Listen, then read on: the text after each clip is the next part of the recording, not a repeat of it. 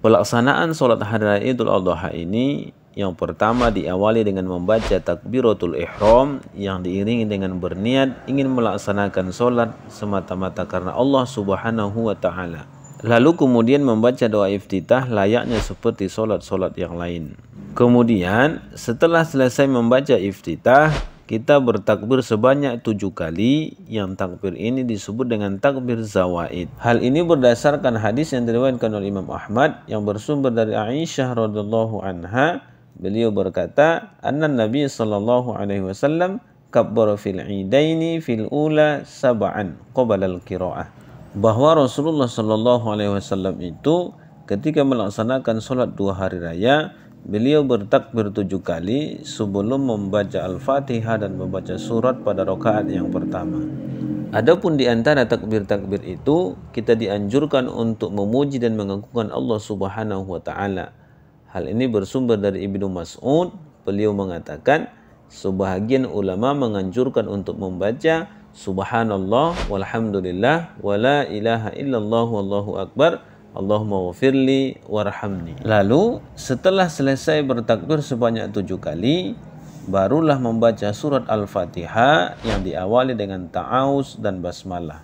Kemudian disambung dengan membaca salah satu ayat dari Al-Quran.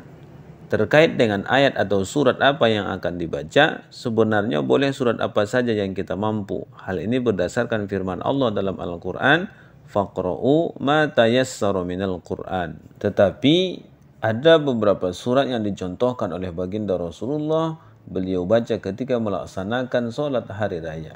Salah satu di antaranya ialah beliau membaca surat Sabbihisma Rabbikal A'la pada rakaat pertama, wa hal ataka hadisul ghasiyah pada rakaat yang kedua.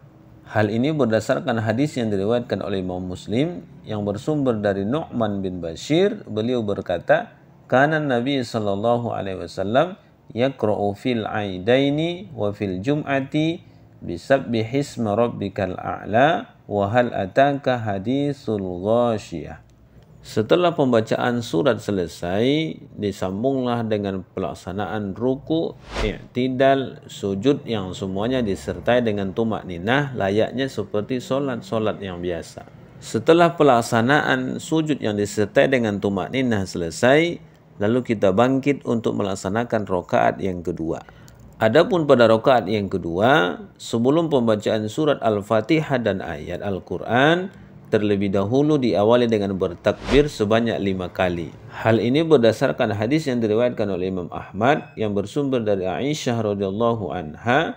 Beliau berkata, "Annan Nabi sallallahu alaihi wasallam kabbara fil idaini fil ula sab'an qabla al-qiraah wa fil akhirati khamsan qabla al-qiraah."